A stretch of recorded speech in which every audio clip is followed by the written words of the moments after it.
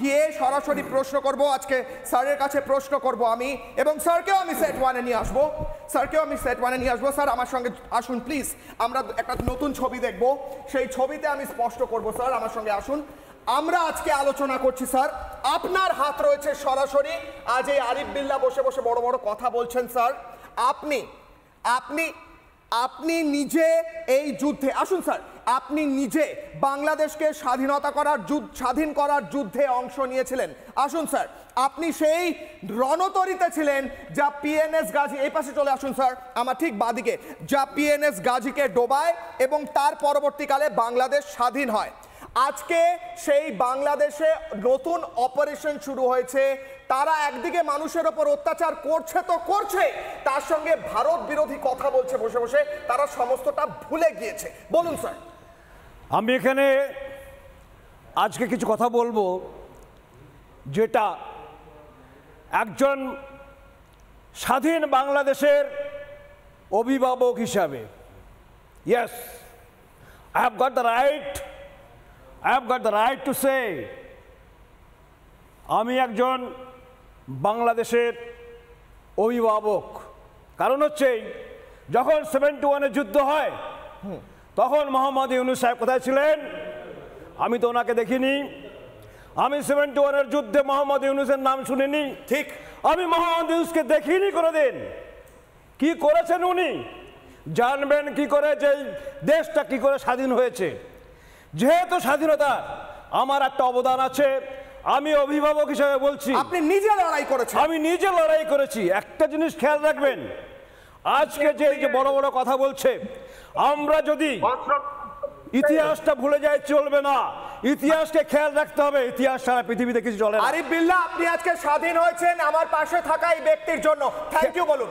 খেয়াল রাখবেন একটা জিনিসকে, সেই দিন যেদিন নিশ্চয় যেদিন প্রথম শুরু হলো যুদ্ধ, সেই দিন আমরা যদি পিএনএস গাজীকে না ডুবাতে পারতাম, হয়তো খুব খারাপ লাগছে শুনতে, পিএনএস গাজীকে যদি না ডুবাতে পারতাম, খেয়াল রাখবেন সেই গাজী আপনাদের চট্টগ্রামে ঢুকে যেত।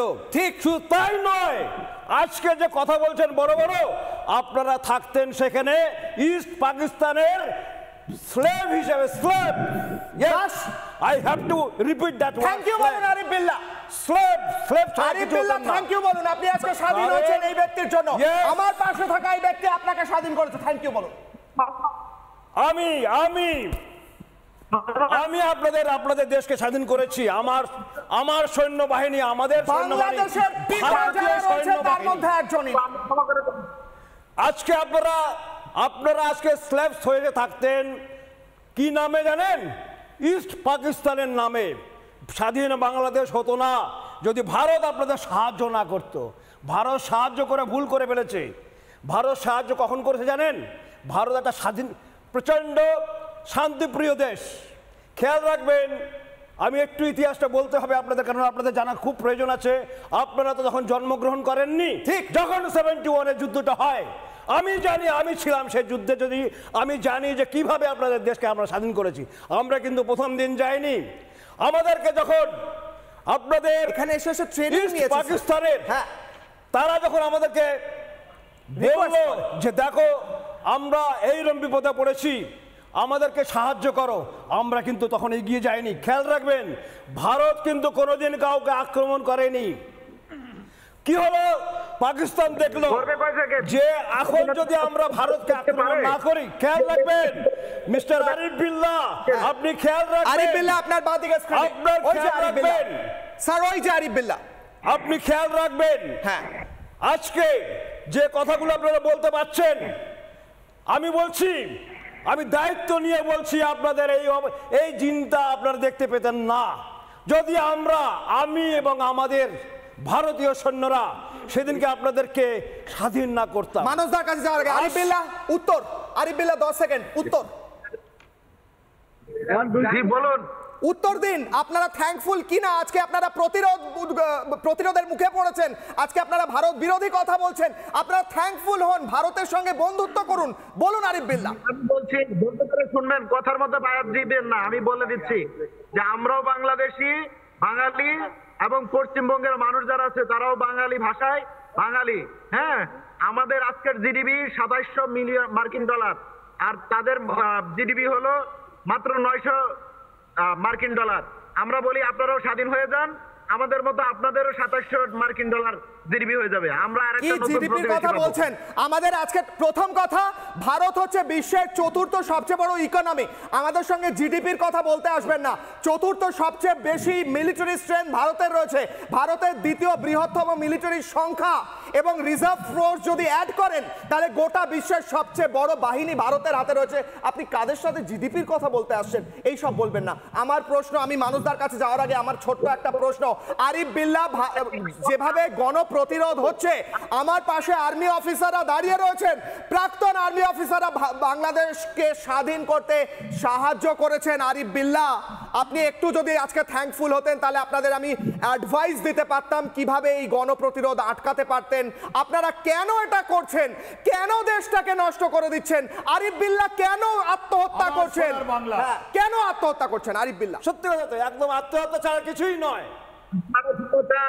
আমরা সঠিক ট্র্যাকে আছি, সেই জন্য আপনাদের মাথা ব্যথা হচ্ছে। আমাদের কোনো মাথা ব্যথা নেই। আমাদের যদি মাথা ব্যথা হতো তাহলে সেই সময় আইএসআইকে কেন রংপুর নিয়ে গেলেন আপনি? 71 সালে আপনি ওদের মাথা ব্যথা কেন নিয়ে গেলেন বলুন তো? 21 তারিখের পর আপনারা কি করে এই আমাদের বঙ্গবন্ধুর এই ঘরটা যতদিন তো ছিল বলুন স্যার, কেন নষ্ট করলেন আপনি বলুন? আপনি এটা বলতে পারবেন না কি ডিজিএফআই এর উপরে আইএসআই অফিসার, আইএসআই অফিসার যারা এসেছিল ওর মধ্যে একটা ব্রিগেড এসেছিলেন, চেয়েছিলেন কি কেন এই আমাদের বঙ্গবন্ধুর বাড়িটা রয়ে গেছে, কেন এটা ইন্সপিরেশনাল জিনিস আছে? উনি ওনাকে আরো বললেন কি তোমার কাছে যদি আমাদের মুজিবুর রহমানের যদি বস্তুগুলো নেই আমি তোমাকে লিখে দেবো। তোমরা তো এখন আইএসআইয়ের লোক, তোমাদের যত লোক আছে বিক্রি হয়ে গেছে, চায়না পাকিস্তানের হাতে বিক্রি হয়ে গেছে। আপনি একটা মায়ের সন্তান থাকলে এই যে আপনি দেখছেন একটা আমাদের বাংলাদেশের মাকে যেরকম আপনারা ক্ষতি করেছেন, মেরেছেন, ওকে গালি দিয়েছেন, এইটাই মনে হয় যে আপনারা আবার রাজাকার। মনে রাখবেন বাংলাদেশের 17 কোটি মানুষ, ওদের মেরুদণ্ডতা খুব শক্ত আছে, ওরা ছাড়বে না। আর আপনি তো একটা প্রাউড এটা বাংলাদেশি সিটিজেন, বলুন এটা আপনি কন্ডেম করুন কি 6 তারিখে যেটা হয়েছে আপনার ধানমন্ডিতে, যেটা আমাদের বঙ্গবন্ধু বাড়িতে একজন মহিলাকে যেরকম অত্যাচার করা হয়েছে, নিন্দনীয় নিন্দনীয় নিন্দনীয়। ব্যাস, কোনো উত্তর নেই। মানসদার কাছে যাব।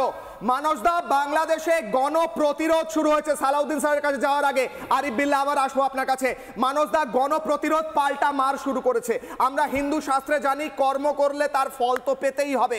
অত্যাচার করে যাব করে যাব করে যাব এবং এক পক্ষ মেনে নেবে মেনে নেবে মেনে নেবে, এটা হবে না।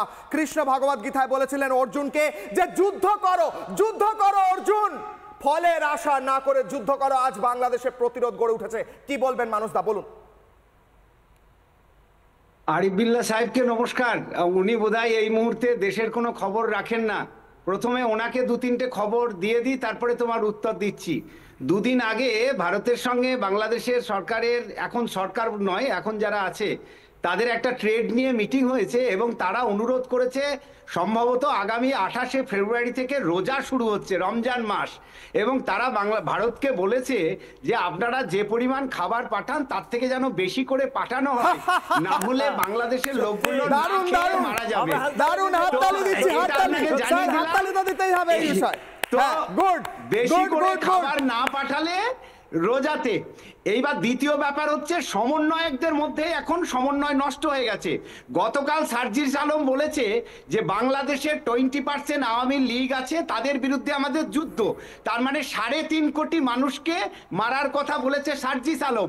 অন্যদিকে আরেকজন সমন্বয়ক, তার নাম নাহিদ ইসলাম, তিনি আজকে সকালে বলেছে যে গোটা বাংলাদেশে আমাদের শত্রু বাড়ছে, সুতরাং আমাদেরকে শত্রু নিধনে তৎপর হতে হবে। তার মানে গোটা বাংলাদেশকে কি হত্যা করা হবে নাকি জেলে পুড়ে দেওয়া হবে? এই খবরগুলো বোধহয় আরিফ বিল্লাহ সাহেব রাখেন না। আপনারা একটু খোঁজ খবর রাখুন যে কি চলছে। এই পুরো যে ব্যাপারটা হচ্ছে, আমি বাংলাদেশের বিভিন্ন সাংবাদিকের সঙ্গে নিয়মিত যোগাযোগ রাখি। বাংলাদেশের সব মহল বিতর্ক, এমনকি সমন্বয়কদের সঙ্গে যারা ছিলেন, বৈষম্য বিরোধী আন্দোলনের সঙ্গে যারা ছিলেন, আমি নাম করেই বলছি, ফারজানা সিথি, যাকে বাঘিনী কন্যা বলা হতো, যিনি ভাইরাল হয়েছিলেন, তিনি এখন 100% সরকারের বিরুদ্ধে বিবৃতি দিচ্ছেন যে এই সরকার আমরা চাইনি। মাসুদ কামাল, একজন বিখ্যাত সাংবাদিক, তিনি নিয়মিত বিবৃতি দিচ্ছেন যে এ কোন সরকারকে আমরা পেয়েছি।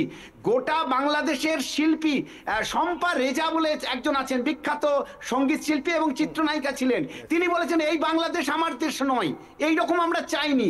তো যিনি বলছেন বিল্লা সাহেব একটু খোঁজ রাখুন, গোটা বাংলাদেশ সরকারের বিরুদ্ধে যাচ্ছিল, সেটার থেকে দৃষ্টি ঘোরানোর জন্য এই ডেলি হান্ট বা অত্যাচার বাড়ানো হচ্ছে। এবং এরপরে আমার সালাউদ্দিন সাহেবের কাছে যেতে হবে। বলুন বলুন, হ্যাঁ বলুন মানুষদা। আগামী 1 মাস আরো অত্যাচার বাড়ানো হবে, সেই প্ল্যানিংও হয়েছে। অন্তত সেখানকার সাংবাদিকরা জানিয়েছেন বাংলাদেশের যে নিজেদের ব্যর্থতা ঢাকার জন্য এই সমন্বয়করা এখন অত্যাচার বাড়াবে, যাতে মানুষের ফোকাসটা সেই দিকে থাকে। মানুষের সঙ্গে মানুষকে লড়িয়ে দেওয়া হবে, যাতে সমন্বয়করা যে ব্যর্থ সেটা তারা ঢাকতে পারে। নানা ধরনের কন্টেন্ট দেখার জন্য লাইক করুন, শেয়ার করুন আমাদের ফেসবুক পেজ, সাবস্ক্রাইব করুন আমাদের ইউটিউব চ্যানেল। পাশাপাশি অন্যান্য ব্রেকিং নিউজের জন্য অবশ্যই চোখ রাখুন রিপাবলিক বাংলায়।